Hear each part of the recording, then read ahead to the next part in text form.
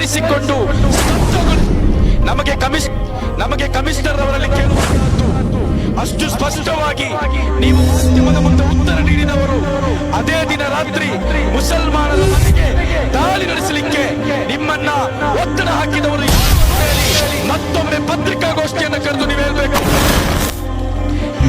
ಕೇರಳಿ ಅನ್ನುವಂತ ಒಬ್ಬ ಪುಣ್ಯನನ್ನ ಒಬ್ಬ ಕೊಲೆಗಾರನನ್ನ ಇವರು ಆರಂಭದಲ್ಲಿ ಬಂಧಿಸಿದ ನಂತರ ಕೋರ್ಟ್ ಕಾರಣವನ್ನ ಕೇಳಿದ್ರೆ ಈತನನ್ನ ಬಂಧಿಸಲಿಕ್ಕೆ ನಮ್ಮಲ್ಲಿ ಕಾರಣ ಇಲ್ಲ ಅಂತ ಹೇಳಿ ಆ ಪುಟಗೋಷ್ಠಿಯನ್ನ ಅವರು ಬಿಡುಗಡೆ ಮಾಡಿದ್ರು. ಸಿದ್ದರಾಮಯ್ಯರವರೇ, ಮಂಡ್ಯದಲ್ಲಿ ನಿಮ್ಮ ಸೋಲಿಗೆ ಕಾರಣ ಪ್ರಭಾಕರ್ ಭಟ್ರವರನ್ನ ನೀವು ಅರೆಸ್ಟ್ ಮಾಡದೆ ಇರುವ ಕಾರಣಕ್ಕಾಗಿದೆ ಅನ್ನೋದು ನೀವು ಅರ್ಥ ಮಾಡಿಕೊಳ್ಬೇಕು. ಸರ್ಕಾರಕ್ಕೆ ನನ್ನ ಭಾಷಣದ ಆರಂಭದಲ್ಲಿ ನಮಗೆ ಹೇಳಲಿಕ್ಕಿರುವಂತಹದ್ದು, ನೀವು ನಿನ್ನೆಯವರೆಗೆ ಅಲ್ಲಿನ ಮುಸಲ್ಮಾನರ ಮನೆಗೆ ಬಾಗಿಲಿಗೆ ಬಡಿದು ಮನೆಗೆ ನುಗ್ಗಿ ಅರೆಸ್ಟ್ ಮಾಡುವಂತಹದ್ದು ನಿನ್ನೆಗೆ ನೀವು ಕೊನೆಗೊಳಿಸಬೇಕು. ಒಂದು ವೇಳೆ ಇದೇ ರೀತಿ ನೀವು ಮುಂದುವರಿಯುವುದಾದ್ರೆ ದಕ್ಷಿಣ ಕನ್ನಡ ಜಿಲ್ಲೆಯನ್ನ ಯಾವ ರೀತಿಯಲ್ಲಿ ಜನರನ್ನ ಸೇರಿಸಿಕೊಂಡು ಸ್ತಬ್ಧಗೊಳಿಸಬೇಕು ಅನ್ನುವುದು ಸೋಷಿಯಲ್ ಡೆಮೊಕ್ರಾಟಿಕ್ ಪಾರ್ಟಿ ಆಫ್ ಇಂಡಿಯಾಗೆ ಗೊತ್ತಿದೆ. ಇಲ್ಲಿ ನಾವು ಬಹಳ ಅರ್ಥ ಮಾಡಿಕೊಳ್ಬೇಕಾದಂತ ಒಂದು ವಿಚಾರ ಇದೆ. ಬೋಲಿಯಾರ್ನಲ್ಲಿ ಘಟನೆ ನಡೆಯಿತು. ಕಮಿಷನರ್ ಅವರು ಪತ್ರಿಕಾಗೋಷ್ಠಿಯನ್ನ ಕರೆದು ಮಾಧ್ಯಮದ ಮುಖಾಂತರ ಬಹಿರಂಗಗೊಳಿಸಿದ್ರು ಈ ಘಟನೆಯ ಹಿಂದೆ ಯಾರು ಇದ್ದದ್ದು, ಯಾಕಾಗಿ ಈ ಘಟನೆ ನಡೆಯಿತು ಅಂತ ಹೇಳಿ. ಕಮಿಷನರ್ ಅವರು ಸ್ಪಷ್ಟವಾಗಿ ಹೇಳಿದ್ರು, ಈ ಘಟನೆ ನಡೀಲಿಕ್ಕೆ ಕಾರಣ ಬಿಜೆಪಿ ಮತ್ತು ಸಂಘ ಪರಿವಾರದವರು ನಡೆಸಿದಂತ ವಿಜಯೋತ್ಸವದಲ್ಲಿ ಅವರು ಅಲ್ಲಿ ಪ್ರಚೋದನೆ ಮಾಡಿದ್ದಾಗಿದೆ, ಇದಕ್ಕೆ ಕಾರಣ ಅಂತ ಹೇಳಿ ಮುಕ್ತವಾಗಿ ಮಾಧ್ಯಮದವರ ಪ್ರಶ್ನೆಗೆ ಅವರು ಉತ್ತರವನ್ನ ನೀಡಿದ್ರು. ನಮಗೆ ಕಮಿಷನರ್ ಅವರಲ್ಲಿ ಕೇಳುವಂತಹದ್ದು, ಅಷ್ಟು ಸ್ಪಷ್ಟವಾಗಿ ನೀವು ಮಾಧ್ಯಮದ ಮುಂದೆ ಉತ್ತರ ನೀಡಿದವರು ಅದೇ ದಿನ ರಾತ್ರಿ ಮುಸಲ್ಮಾನರ ಮನೆಗೆ ದಾಳಿ ನಡೆಸಲಿಕ್ಕೆ ನಿಮ್ಮನ್ನ ಒತ್ತಡ ಹಾಕಿದವರು ಯಾರು ಅಂತ ಹೇಳಿ ಮತ್ತೊಮ್ಮೆ ಪತ್ರಿಕಾಗೋಷ್ಠಿಯನ್ನು ಕರೆದು ನೀವು ಹೇಳ್ಬೇಕು. ಯಾಕಂತ ಹೇಳಿದ್ರೆ ಕರ್ನಾಟಕದಲ್ಲಿ ಸಿದ್ದರಾಮಯ್ಯ ಸರ್ಕಾರ ಬಂದ ನಂತರ ಹಲವು ಘಟನೆಗಳು ನಡೆದಿದೆ. ಈ ಹಲವು ಘಟನೆಗಳಲ್ಲಿ ಕೂಡ ಇಲ್ಲಿ ಮುಸಲ್ಮಾನರಿಗೆ ಅನ್ಯಾಯವನ್ನ ಮಾಡಿದ್ದು ಮಾತ್ರವಾಗಿದೆ ನಮಗೆ ಕಾಣಲಿಕ್ಕೆ ಸಾಧ್ಯವಾಗಿರುವಂತಹದ್ದು. ಪುನೀತ್ ಕೇರಳಿ ಅನ್ನುವಂತ ಒಬ್ಬ ಪುಟಿ ರೌಡಿಯನ್ನ, ಒಬ್ಬ ಕೊಲೆಗಾರನನ್ನ ಇವರು ಆರಂಭದಲ್ಲಿ ಬಂಧಿಸಿದ ನಂತರ ಕೋರ್ಟ್ ಕಾರಣವನ್ನ ಕೇಳಿದ್ರೆ ಈತನನ್ನ ಬಂಧಿಸಲಿಕ್ಕೆ ನಮ್ಮಲ್ಲಿ ಕಾರಣ ಇಲ್ಲ ಅಂತ ಹೇಳಿ ಆ ಪುಟಗೋಷ್ಠಿಯನ್ನ ಅವರು ಬಿಡುಗಡೆ ಮಾಡಿದ್ರು. ಆ ನಂತರ ಪ್ರಭಾಕರ್ ಭಟ್ ಪ್ರಕರಣ ನಡೆಯಿತು. ಮುಸ್ಲಿಂ ಮಹಿಳೆಯರ ಬಗ್ಗೆ ಅತಿ ತುಚ್ಛವಾಗಿ ಅವರು ಮಾತಾಡಿದ್ರು. ಸಿದ್ದರಾಮಯ್ಯರವರೇ, ಮಂಡ್ಯದಲ್ಲಿ ನಿಮ್ಮ ಸೋಲಿಗೆ ಕಾರಣ ಪ್ರಭಾಕರ್ ಭಟ್ರವರನ್ನ ನೀವು ಅರೆಸ್ಟ್ ಮಾಡದೆ ಇರುವ ಕಾರಣಕ್ಕಾಗಿದೆ ಅನ್ನೋದು ನೀವು ಅರ್ಥ ಮಾಡಿಕೊಳ್ಬೇಕು. ಒಂದು ವೇಳೆ ಮುಸ್ಲಿಂ ಮಹಿಳೆಯರ ಬಗ್ಗೆ ಅತಿ ತುಚ್ಛವಾಗಿ ಮಾತಾಡಿದಂತ ಪ್ರಭಾಕರ್ ಭಟ್ರನ್ನ ನೀವು ಬಂಧಿಸಿದ್ರೆ ಮಂಡ್ಯದಲ್ಲಿ ನಿಮ್ಮ ಕುಮಾರಸ್ವಾಮಿ ಅವರು ಗೆಲ್ತಾ ಇರಲಿಲ್ಲ ಅನ್ನೋದನ್ನ ನೀವು ಅರ್ಥ ಮಾಡಿಕೊಳ್ಬೇಕು. ಅಲ್ಲಿಯೂ ಕೂಡ ತಾರತಮ್ಯವನ್ನ ಮಾಡಿದ್ರು, 3ನೇ ಬಾರಿ ತಾರತಮ್ಯವನ್ನ ಮಾಡಿದ್ರು. ಇಲ್ಲಿ ರಾಮ ಮಂದಿರ ಉದ್ಘಾಟನೆಯ ಸಂದರ್ಭದಲ್ಲಿ ಮುಸಲ್ಮಾನರು ಬಾಬರಿ ಮಸ್ಜಿದ್ ಪರವಾಗಿ ಸ್ಟೇಟಸ್ ಹಾಕಿದಾಗ ಅವರ ಮನೆಗಳಿಗೆ ದಾಳಿ ಮಾಡಿದ್ರು. ಹಲವಾರು ಯುವಕರನ್ನ ರಾಜ್ಯದ ಹಲವು ಕರೆಗಳಲ್ಲಿ ಬಂಧಿಸಿ ಜೈಲಿಗಟ್ಟಿದ್ರು. ಆ ನಂತರ ಪ್ಯಾಲೆಸ್ತೀನ್ ಪರವಾದಂತಹ ಹೋರಾಟ ವಿಶ್ವಾದ್ಯಂತ ವ್ಯಾಪಕಗೊಂಡಿತ್ತು.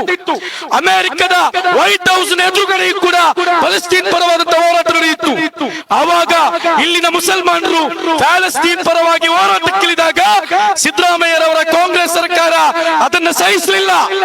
ನಾನು ಹಿಂದರ ಪರ ಇದ್ದೇನೆ, ನಾವು ಮುಸಲ್ಮಾನರ ಪರ ಇದ್ದೇವೆ ಅಂತ ಹೇಳಿ ಕೋಲಾರದಲ್ಲಿ ಚುನಾವಣೆಯ ಭಾಷಣವನ್ನು ಮಾಡ್ತಾರೆ. ಅಂತ ಭಾಷಣಕಾರರಾದಂತಹ ಸಿದ್ದರಾಮಯ್ಯರವರ ಸರ್ಕಾರದಲ್ಲಿ ಪ್ಯಾಲೆಸ್ತೀನ್ ಪರವಾದಂತಹ ಹೋರಾಟವನ್ನು ಮಾಡುವುದನ್ನು ಅವರು ಸಹಿಸುವುದಿಲ್ಲ. ಎಲ್ಲಿಯವರೆಗೆ ಇವರು ಸಂಘ ಪರಿವಾರದ ಕಾಲಿಗೆ ಬಿದ್ದಿದ್ದಾರೆ ಅನ್ನುವುದಕ್ಕೆ ಇದೊಂದು ಸ್ಪಷ್ಟ ಉದಾಹರಣೆಗಳಾಗಿವೆ. ಇನ್ನು ಚುನಾವಣೆ ವಿಚಾರವನ್ನು ನಾವು ತೆಗೆದುಕೊಳ್ಳೋಣ. ದಕ್ಷಿಣ ಕನ್ನಡ ಚುನಾವಣೆ ನಡೆಯಿತು. ದಕ್ಷಿಣ ಕನ್ನಡ ಚುನಾವಣೆಯಲ್ಲಿ ಬಿಜೆಪಿಯನ್ನು ಸೋಲಿಸಬೇಕು ಅಂತ ಹೇಳಿ ಮುಸ್ಲಿಂ ಸಮುದಾಯದ ಪ್ರತಿಯೊಬ್ಬರು ಕೂಡ ಕಾಂಗ್ರೆಸ್ ಪರವಾಗಿ ಕೆಲಸವನ್ನ ಮಾಡಿದ್ರು, ಓಟನ್ನು ಹಾಕಿದ್ರು. ಆ ಸಂದರ್ಭದಲ್ಲಿ ಹಿಂದೂಗಳ ಓಟನ್ನು ಪಡೆಯಲಿಕ್ಕೆ ಏನಾದ್ರೂ ಸ್ಟ್ರಾಟಜಿಯನ್ನು ಮಾಡಿ ಅಂತೇಳಿ ನಾವು ಕೇಳಿಕೊಂಡೆವು ಅವರಲ್ಲಿ. ಇವರೇನ್ ಮಾಡಿದ್ರು, ಸಿದ್ದರಾಮಯ್ಯರವರನ್ನ ಇಲ್ಲಿಗೆ ಭಾಷಣಕ್ಕೆ ಕರೆಯಲಿಲ್ಲ, ಇಲ್ಲಿ ಪ್ರಚಾರಕ್ಕೆ ಕರೆಯಲಿಲ್ಲ. ಕಾಂಗ್ರೆಸ್ನ ಬಹುಮುಖ್ಯ ನಾಯಕರುಗಳನ್ನ, ಸಿಎಂ ಅನ್ನವರಾಗ್ಲಿ ಉಪಮುಖ್ಯಮಂತ್ರಿಯನ್ನಾಗ್ಲಿ ಇಲ್ಲಿಗೆ ಬರ್ಲಿಕ್ಕೆ ಇಲ್ಲಿಯ ಶಾಸಕರು ಬಿಡ್ಲಿಲ್ಲ.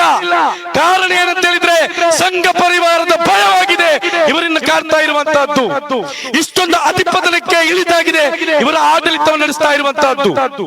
ಕಮಿಷನರ್ ಅವರು ಇಷ್ಟೊಂದು ಉತ್ಸುಕತೆ ಇಲ್ಲಿ ತೋರಿಸ್ತಾ ಇದ್ದಾರೆ. ನನಗೆ ಪೊಲೀಸ್ ಇಲಾಖೆಯಲ್ಲಿ ಈ ಹಿಂದೆಯೂ ಕೂಡ ನಾವು ಕೇಳಿದೆವು, ನಿನ್ನೆ ಪ್ರೆಸ್ ಮೀಟ್ ಅಲ್ಲೂ ಕೂಡ ನಾವು ಕೇಳಿದೆವು. ಕಮಿಷನರ್ ಅವರು ನಮ್ಮ ಹೇಳಿಕೆಗೆ ಸ್ಪಷ್ಟತೆ ಕೊಡಬೇಕಂತ ಹೇಳಿ ನಮಗೊಂದು ನೋಟಿಸ್ ಅನ್ನು ಮಾಡಿದ್ದಾರೆ. ನಾವು ಮುಕ್ತವಾಗಿ ನಿಮ್ಮ ನೋಟಿಸ್ಗೆ ಈ ವೇದಿಕೆಯಲ್ಲಿ ಉತ್ತರಿಸಲಿಕ್ಕೆ ನಾನು ಇಷ್ಟಪಡ್ತಾ ಇದ್ದೇನೆ. ನೀವು ಬೋಲಿಯಾರ್ ಘಟನೆಯಲ್ಲಿ ಪೊಲೀಸ್ ಇಲಾಖೆ ಎಡವಿದ ಕಾರಣಕ್ಕಾಗಿ ಆಗಿದೆ. Social democratic party of India ನಿನ್ನೆ ಪತ್ರಿಕಾಗೋಷ್ಠಿಯನ್ನು ಕರೆದಿರುವಂತಕ್ಕಂಥದ್ದು, ಈ ಪ್ರತಿಭಟನೆ ನಡೆಸ್ತಾ ಇರುವಂತಕ್ಕಂಥದ್ದು. ನಮ್ಮ ಹೇಳಿಕೆಗಳಲ್ಲಿ ನಾವು ಈಗಲೂ ಕೂಡ ಕಟಿಬದ್ಧರಾಗಿದ್ದೇವೆ. ಯಾಕಂತ ಹೇಳಿದ್ರೆ ನಿಮ್ಮ ಕೋಲರ್ ಪಟ್ಟಿ ಹಿಡಿಯುತ್ತೇನೆ ಅಂತ ಹೇಳಿದಂತ ಹರೀಶ್ ಪೂಂಜಾನನ್ನ ನಿಮಗೆ ಬಂಧಿಸಲಿಕ್ಕೆ ದಮ್ಮಿಲ್ಲ. ಬಿಜೆಪಿಯ ನಾಯಕರುಗಳನ್ನ ಬಂಧಿಸಲಿಕ್ಕೆ ನಿಮ್ಮ ದಮ್ಮಿಲ್ಲ. ಯಾಕೆ? ಇದೇ ಬೋಲಿಯಾರ್ ಘಟನೆಯ ನಂತರ ಒಬ್ಬ ಬಿಜೆಪಿಯ ಗೂಂಡ ನಾಯಕ ಇದೇ ಕ್ಷೇತ್ರದಲ್ಲಿ ನಿಂತು ಸ್ಪೀಕರ್ನ ವಿರುದ್ಧವಾಗಿ ಭಾಷಣವನ್ನು ಬಿಗಿದಲ್ವಾ, ಆತನನ್ನ ಮೇಲೆ ಕೇಸು ದಾಖಲಿಸಲಿಕ್ಕೆ, ಆತನ ಮನೆಗೆ ಪೊಲೀಸನ್ನು ಕಳಿಸಲಿಕ್ಕೆ ಯುಟಿ ಖಾದರ್ ಅವರಿಗೆ ಯಾಕೆ ಸಾಧ್ಯವಾಗಲಿಲ್ಲ? ಮುಸ್ಲಿಮರ ಮನೆಗೆ ನೀವು ಕಳುಹಿಸ್ತಾ ಇದ್ದೀರಿ. ನಿನ್ನೆ ಇನ್ನೊಂದು ನಿಮ್ಗೆ ಗೊತ್ತಿರಬೇಕು, ನಿನ್ನೆ ಕುಲಾಲ್ ಮಂದಿರ ಬೆಳ್ತಂಗಡಿಯ ಗುರುವಾನಕೆರೆಯಲ್ಲಿರುವಂತಹ ಕುಲಾಲ ಮಂದಿರದಲ್ಲಿ ಪೊಲೀಸರೊಂದು ಸಭೆ ನಡೆಸಿದ್ದಾರೆ. ಏನ್ ಗೊತ್ತುಂಟಾ? ಯಾವಾಗ ಇವರು ಹರೀಶ್ ಪೂಂಜಾನ ಮನೆಗೆ ಹೋದ್ರು, ಅವತ್ತು ಬಿಜೆಪಿಯ ಕಾರ್ಯಕರ್ತರು ಪ್ರತಿಭಟನೆಯನ್ನು ಮಾಡಿದ್ರು ಬೆಳ್ತಂಗಡಿ ಅವರ ನಿವಾಸದ ಮುಂದೆ. ಅವರ ಮೇಲೆ ಸುಮಾರು 80ಕ್ಕಿಂತಲೂ ಹೆಚ್ಚು ಬಿಜೆಪಿ ಕಾರ್ಯಕರ್ತರ ಮೇಲೆ ಕೇಸು ದಾಖಲಾಗಿದೆ. ಇಲ್ಲಿ ಇವತ್ತು ಕೇಸು ದಾಖಲಿಸಿದವರ ಮನೆಗೆ ನುಗ್ಗಿ ಮನೆಗೆ ಬಾಗಿಲನ್ನು ಬಡಿದು ಅವರನ್ನ ಮನೆಯ ಕಿಚನ್ ವರೆಗೂ ಕೂಡ ಹೋಗಿ ದರ್ಪ ತೋರಿಸಿಕೊಂಡು ಬರುವಂತ ಇದೇ ಪೊಲೀಸ್ ಇಲಾಖೆಗೆ ನಿನ್ನೆ ಈ ಬಿಜೆಪಿಯ ಕಾರ್ಯಕರ್ತರನ್ನ ಅವರು ನಿಗದಿಪಡಿಸಿದಂತಹ ಸ್ಥಳದಲ್ಲಿ ಹೋಗಿ ಭಯದಿಂದ ನಡುತ್ತಾ ಅವರಿಗೆ ನೋಟಿಸ್ ಅನ್ನು ಕೊಡುವಂತಹ ಒಂದು ಪರಿಸ್ಥಿತಿ ಇದೆ. ನಾನು ಕೇಳುವಂತಹದ್ದು, ಇಲ್ಲಿ ಬೋಲಿಯಾರ್ನ ಮುಸ್ಲಿಮರ ಮೇಲೆ ತೋರಿಸಿದಂತಹ ದರ್ಪ, ಮೂಲ್ಬಿಯರ್ನ ಮುಸ್ಲಿಮರಿಗೆ ಮಾಡಿದಂತಹ ದೌರ್ಜನ್ಯ ಬಿಜೆಪಿಯ ಕಾರ್ಯಕರ್ತರ ಮೇಲೆ ಮಾಡಲಿಕ್ಕೆ ನಿಮ್ಗೆ ಯಾಕೆ ದಮ್ಮಿಲ್ಲ ಅನ್ನೋದನ್ನಾಗಿದೆ. ನೀವು ಕುಲಾಲಿನ ಆ ಮಂದಿರಕ್ಕೆ ಕರೆದು ಅಲ್ಲಿ ನೀವು ನೋಟಿಸ್ ಕೊಡುವಂತಹ ಒಂದು ಪರಿಸ್ಥಿತಿಗೆ ನಿಮ್ಮನ್ನ ಕೊಂಡೊಯ್ದವರು ಯಾರು ಅಂತೇಳಿ ದಕ್ಷಿಣ ಕನ್ನಡ ಜಿಲ್ಲೆಯ ಪೊಲೀಸ್ ಇಲಾಖೆ ಹೇಳ್ಬೇಕು. ಯಾಕಂತ ಹೇಳಿದ್ರೆ ಬಂಧಿಸಲಿಕ್ಕೆ ಹೋದಾಗ ಪರಮೇಶ್ವರ್ ಅವರಿಗೆ ದಕ್ಷಿಣ ಕನ್ನಡ ಜಿಲ್ಲೆಯ ಯಾವ ಕಾಂಗ್ರೆಸ್ ನಾಯಕ ಅತಿ ಹೆಚ್ಚು ಬಾರಿ ಕಾಲ್ ಮಾಡಿದ್ದು ಅಂತ ಹೇಳುವುದನ್ನ ಬಹಿರಂಗಪಡಿಸಬೇಕು.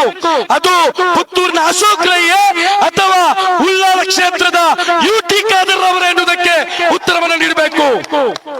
ಇನ್ನೊಂದು ಯುಟಿ ಖಾದರ್ ಅವರೇ, ನೀವು ಅಂದುಕೊಳ್ಬೇಡಿ ಯಾವಾಗ್ಲೂ ಕೂಡ ಈ ಸಮುದಾಯ ನಿಮ್ಮೊಂದಿಗೆ ಇರ್ತದೆ ಅಂತ ಹೇಳಿ ಕೇಳಿಕೊಂಡು ನಿಮ್ಮ ತಂದೆಯವರು ಮಾಡಿದಂತ ಯಾವುದೋ ಒಂದು ಒಳ್ಳೆಯ ಗುಣಕ್ಕೆ ಈ ಕ್ಷೇತ್ರದ ಜನಗಳು ನಿಮ್ಮೊಂದಿಗಿದ್ದಾರೆ, ಇಲ್ಲಿನ ಮತದಾರರು ನಿಮ್ಮೊಂದಿಗಿದ್ದಾರೆ. ಬಿಜೆಪಿ ಬರದೇ ಇರಲಿ ಅಂತ ಹೇಳಿ ನಿಮ್ಮ ಜೊತೆಗೆ ನಿಂತಿದ್ದಾರೆ. ನಾವು ಇಲ್ಲಿನ ಜನತೆಯೊಂದಿಗೆ ಹೇಳಿಕೊಂಡು ರಿಯಾಜ್ ಪರಂಗಿಪೇಟೆ ಅವರನ್ನ ಆರಿಸಿ ಕಳುಹಿಸಿ ನಿಮಗೆ ಬೇಕಾಗಿ ಅವರು ವಿಧಾನಸೌಧದಲ್ಲಿ ಧ್ವನಿ ಹಾಕ್ತಾರೆ, ನಿಮಗೆ ಬೇಕಾದಾಗ ಅವರು ಮಾತನಾಡ್ತಾರೆ.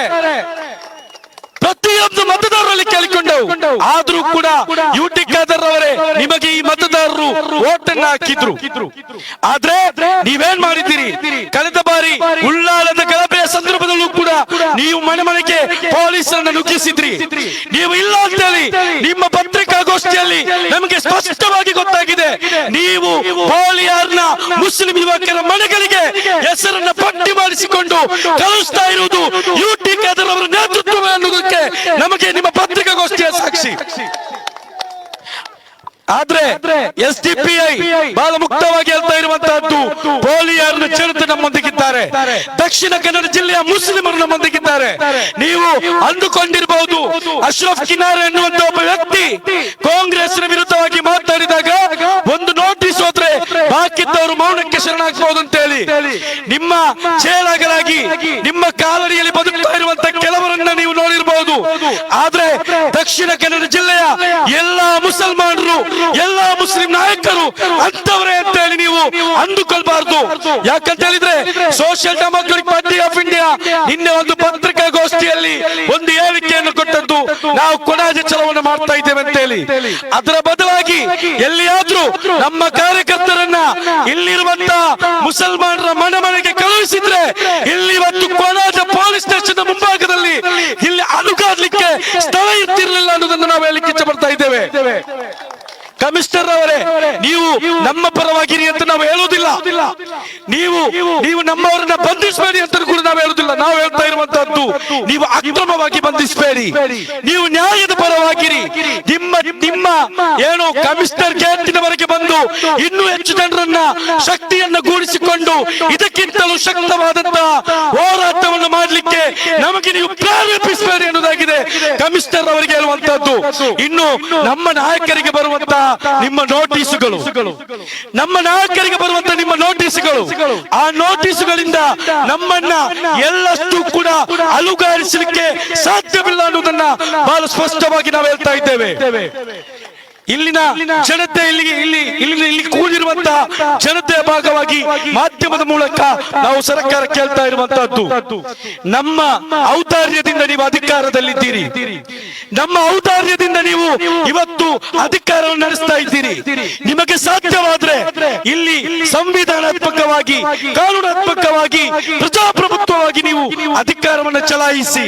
ಅದು ಬಿಟ್ಟು ಸಂಘ ಪರಿವಾರದ ಸಂಘನಿಕೇತನಕ್ಕೆ ಬೇಕಾಗಿ, ಕೇಶವ ಬಗ್ಗೆ ಬೇಕಾಗಿ ನೀವು ಆಡಳಿತವನ್ನು ನಡೆಸುವುದಾದ್ರೆ ಅದಕ್ಕೆ ನಾವು ಮುಂದೆ ಬರುವಂತ ಚುನಾವಣೆಗಳಲ್ಲಿ ನಾವು ಉತ್ತರವನ್ನು ನೀಡಲಿಕ್ಕಿದ್ದೇವೆ ಅನ್ನೋದನ್ನ ಸ್ಪಷ್ಟವಾಗಿ ಹೇಳ್ತಾ ಇದ್ದೇವೆ. ಇನ್ನೊಂದು, ಕಮಿಷನರ್ ಅವರೇ, ನೀವು ಇನ್ನೊಂದು ದೂರನ್ನ ದಾಖಲಿಸಬೇಕು. ಇದೊಂದು ಜನಾಗ್ರಹವಾಗಿದೆ. ಮೊನ್ನೆ ಹರೀಶ್ ಪೂಂಜಾ ಅನ್ನುವಂತ ಒಬ್ಬ ರೌಡಿ ಶಾಸಕ ಒಂದು ಹೇಳಿಕೆಯನ್ನು ಕೊಟ್ಟಿದ್ದಾರೆ. ಮುಸಲ್ಮಾನರ ಮಸೀದಿಯ ಒಳಗಡೆ ಆಯುಧ ಶೇಖರಣೆ ಇದೆ ಅಂತ ಹೇಳಿ ರಾಜ್ಯ ಸರ್ಕಾರ ಬೇಕಿದ್ರೆ ತನಿಖೆಗೆ ಆದೇಶಿಸಲಿ, ರಾಜ್ಯ ಸರ್ಕಾರ ಬೇಕಿದ್ರೆ ತನಿಖೆಗೆ ಆದೇಶಿಸಲಿ, ಆತರ ಇದೆ ಅಂತ ಹೇಳಿ. ಬದಲಾಗಿ ಇಂಥ ಒಂದು ಉದ್ರೇಕಕಾರಿ ಹೇಳಿಕೆ ನೀಡಿದಂತ, ಇಂಥ ಒಂದು ದ್ವೇಷ ಬಿತ್ತುವಂತ ಹೇಳಿಕೆಯನ್ನು ನೀಡಿದಂತ ಹರೀಶ್ ಪೂಂಜಾನ ಮೇಲೆ ಕೇಸು ದಾಖಲಿಸುವಂತ ತಾಕತ್ತು ಇಲ್ಲಿನ ಕಮಿಷನರ್ ಅವರಿಗೆ ಇದೆ ಅನ್ನುವುದನ್ನು ನಾವು ಪ್ರಶ್ನೆ ಮಾಡ್ಲಿಕ್ಕೆ ಇಷ್ಟಪಡ್ತಾ ಇದ್ದೇವೆ. ಒಂದು ವೇಳೆ ಮಸೀದಿಗಳ ಒಳಗಡೆ ಎಲ್ಲಿಯಾದ್ರೂ ಆಯುಧ ಶೇಖರಣೆಗಳಿದ್ದಿದ್ರೆ ಬಾಬರಿ ಮಸ್ಜಿದ್ ಉರುಳ್ತಾ ಇರಲಿಲ್ಲ ಅನ್ನೋದನ್ನ ಇಲ್ಲಿ ನೀವು ಅರ್ಥ ಮಾಡಿಕೊಳ್ಬೇಕು. ಒಂದು ವೇಳೆ ಆಯುಧ ಶೇಖರಣೆಗಳು ಇರ್ತಿದ್ರೆ ಮಳಲಿ ಮಸೀದಿಯ ಬಳಿಗೆ ಶರಣ್ ಪಂಪೆ ಬರ್ತಾ ಇರಲಿಲ್ಲ ಅನ್ನೋದನ್ನ ನೀವು ಅರ್ಥ ಮಾಡಿಕೊಳ್ಬೇಕು. ನಾವು ನಮ್ಮ ಮಸೀದಿಗಳನ್ನ ಶಾಂತಿಯ ಸಂಕೇತವಾಗಿ ನಿಲ್ಲಿಸಿದ್ದೇವೆ. ಇಲ್ಲಿರುವಂತಹ ಮಸೀದಿಗಳು ಕೊರೋನಾ ಸಂದರ್ಭದಲ್ಲಿ ಕಾರ್ಯವನ್ನು ನಿರ್ವಹಿಸಿದೆ, ಹಸಿದವರಿಗೆ ಊಟವನ್ನು ನೀಡಿದೆ. ಮಳೆ ಅತಿಯಾದಂತಹ ಮಳೆಗಳು ಬಂದಾಗ, ನೆರೆಗಳು ಬಂದಾಗ, ಸುನಾಮಿಗಳು ಬಂದಾಗ ಜನರಿಗೆ ನೆರಳು ನೀಡಿದಂತಾಗಿದೆ ಮಸೀದಿಗಳು. ಅಂತಹ ಮಸೀದಿಗಳ ಮೇಲೆ ಅಪವಾದಗಳನ್ನು ಹೇಳಿಕೊಂಡು ಬರುವವರ ಮೇಲೆ ಸೂಕ್ತವಾದಂತಹ ಕ್ರಮವನ್ನು ಕೈಗೊಳ್ಳಿಕ್ಕೆ ಸರ್ಕಾರಗಳು ತಯಾರಾಗಬೇಕು ಅಂತ ಹೇಳಿ ನಾವು ಈ ಮೂಲಕ ಎಚ್ಚರಿಸ್ತಾ ಇದ್ದೇವೆ. ಬೋಲಿಯಾರ್ನ ಜನತೆಯ ಪ್ರತಿಯೊಂದು ದಿನದಲ್ಲಿ ಅವರ ಪ್ರತಿಯೊಂದು ಕಣ್ಣೀರಿನೊಂದಿಗೆ social democratic party of India ಶಕ್ತವಾಗಿ ನಿಲ್ಲಲಿಕ್ಕಿದೆ. ಪ್ರತಿಯೊಂದು ತಾಯಿಯ ಕಣ್ಣೀರನ್ನು ಒರೆಸಲಿಕ್ಕೆ ನಮ್ಮ ಕಾರ್ಯಕರ್ತರು ಅಲ್ಲಿ ಕಟಿಬದ್ಧರಾಗಿದ್ದಾರೆ ಅಂತ ಹೇಳಿಕೊಳ್ಳುತ್ತಾ ನನ್ನ ಮಾತಿಗೆ ನಾನು ವಿರಾಮವನ್ನು ಹಾಕ್ತಾ ಇದ್ದೇನೆ. ಅದೇ ರೀತಿ ಇದು ಮುಂದುವರಿದ್ರೆ ಈ ಬಂಧನ ಮುಂದುವರಿದ್ರೆ, ಮನೆಗಳಿಗೆ ದಾಳಿ ಮುಂದುವರಿದ್ರೆ, ನೀವು ಕಮಿಷನರ್ ಆಫೀಸ್ನ ಕಚೇರಿ ಗೇಟ್ ಏನಿದೆ ಅದರ ಒಳಗೆ ಹೋಗ್ಲಿಕ್ಕೆ ಸಾಧ್ಯವಿಲ್ಲ. ಆ ರೀತಿಯಾಗಿ ಮಂಗಳೂರನ್ನು ನಾವು ಸ್ತಬ್ಧಗೊಳಿಸ್ತೇವೆ. ಹಾಗಾಗಿ ಇಲ್ಲಿಗೆ ಬಂಧನವನ್ನ ನಿಲ್ಲಿಸಬೇಕು ಅಂತ ಕೇಳಿಕೊಳ್ಳುತ್ತಾ ನನ್ನ ಈ ಒಂದು ಮಾತಿಗೆ ವಿರಾಮವನ್ನು ಹಾಕ್ತಾ ಇದ್ದೇನೆ. ಜೈ ಹಿಂದ್, ಜೈ ಎಸ್ ಡಿ ಪಿ ಐ.